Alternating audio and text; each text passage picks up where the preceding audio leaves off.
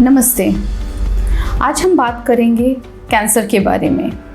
Cancer एक तरह की बीमारी होती है शरीर में, जिसमें जो शरीर की कोशिकाएं होती हैं वो अनियंत्रित तरीके से बढ़ने लगती हैं और अगल बगल के जो ऑर्गन्स हैं या टिश्यूज़ हैं उसको इन्फिल्ट्रेट करती हैं और ब्लड के थ्रू यानी खून के थ्रू और रसिका ग्रंथि यानी लिम्फेटिक्स के थ्रू शरीर के दूसरे भागों में फैल जाती हैं।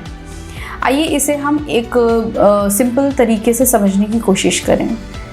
हमारा जो शरीर है, जो ह्यूमन बॉडी है, वो करोड़ों सेल्स से यानी करोड़ों कोशिकाओं से बना हुआ है। हर कोशिका का अपना एक फंक्शन होता है।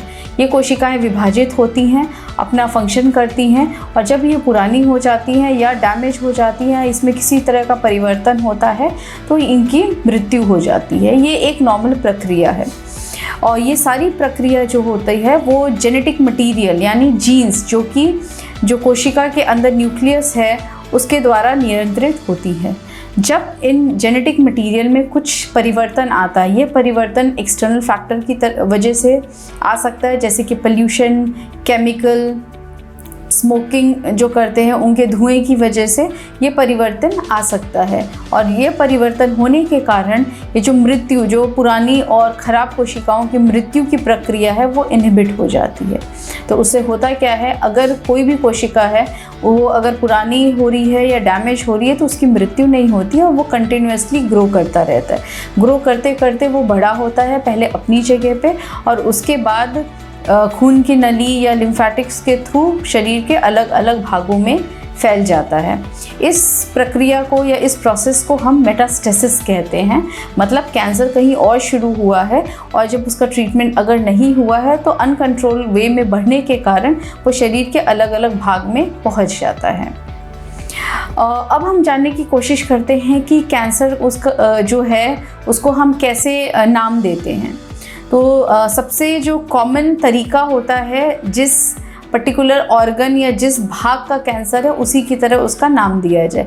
जैसे कि अगर स्तन से अगर ओरिजिन हुआ है तो उसको स्तन कैंसर कहते हैं। अगर फेफड़े से ओरिजिन हुआ है तो उसे लंग कैंसर कहते हैं।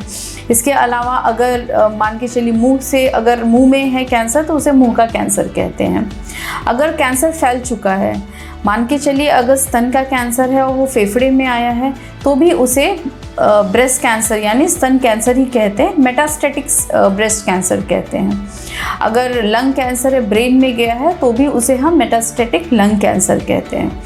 दूसरा जो तरीका होता है नाम देने का, वो किस तरीके का कैंसर है इसको समझते हैं। जैसे हमारे जो अलग अलग ऑर्गन्स हैं वो कई तरीके के सेल से बने होते हैं।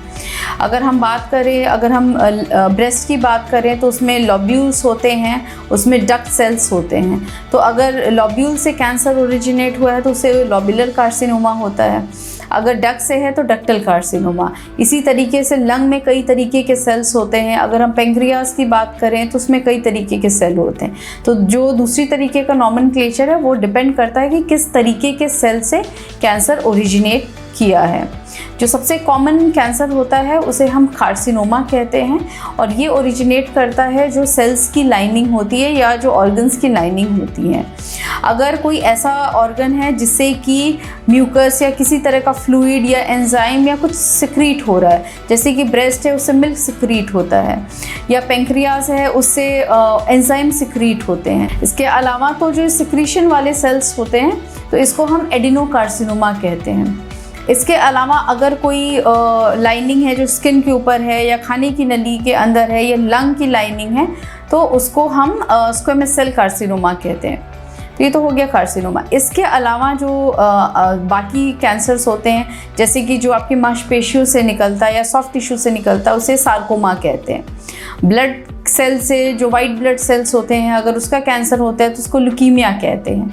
अगर प्लाज्मा सेल से बन रहा है जो एक तरीके का ब्लड सेल है उसको हम माइलोमा कहते हैं। इसके अलावा अगर न्यूरोएंडोक्राइन सेल्स हैं तो उसे न्यूरोएंडोक्राइन सेल कार्सिनोमा कहते हैं। तो ये कुछ एग्जांपल्स हैं कि जहाँ जिस तरीके का टाइप ऑफ सेल है उस हिसाब से हम उसका नाम दे रहे हैं। अब हम अगर किसी को सस्पिशन होता है तो हम कंफर्म कैसे करते हैं?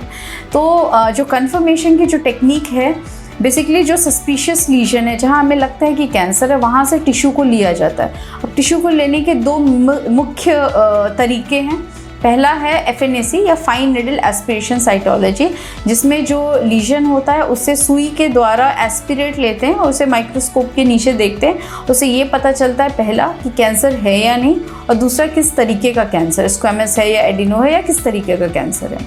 दूसरा जो तरीका होता है उसको हम बायोप्सी कहते हैं, जिसमें कि हम एक टुकड़ा निकालते हैं कैंसर जो सस्पिशियस लीजन है, उस टुकड़े की फिर जांच होती है, जिससे कंफर्म होता है कि कैंसर है या नहीं है, तो किस तरीके का है।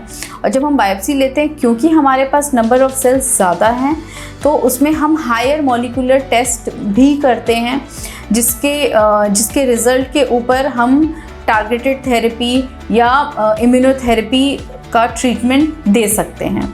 तो ये तो हो गई जांच के बारे में। एक बार अगर कैंसर कंफर्म हो जाता है तो उसके बाद फिर दूसरा स्टेप होता है ये समझना कि बीमारी फैली हुई कितनी है। तो उसके लिए हम स्कैन्स कराते हैं, जैसे कि CT स्कैन हो गया, MRI स्कैन हो गया, PET स्कैन हो गया, जो कि एक आधुनिक जांच है जो एक साथ ही पूरी बॉडी का स्कैन हो जाता है और कहीं भी अगर कैंसर होता है तो वो पता चल जाता है। PET जो होता है वो CT के साथ भी हो सकता है, MRI के साथ भी हो सकता है। अगर CT के साथ है उसे PET CT कहते हैं, MRI के साथ है तो PET MRI कहते हैं। ठीक है। इसके अलावा जो PET है उसका एक और, उसमें अलग अलग हम आइसोटोप्स यूज़ करते हैं या लाइगेंड्स यूज़ करते हैं और अलग अलग बीमारियों में यूज़ करते हैं। जैसे कि अगर हम प्रोस्टेट यूज़ कर रहे हैं तो उसके साथ जो एजेंट यूज़ करते हैं वो होता है PSMA, तो उसको हम PSMA PET कहते हैं। तो ये सारी जांचें होती है जिससे हमें पता चलता है कि बीमारी फैली हुई कितनी है, जो हमें आगे इलाज में मदद करती है।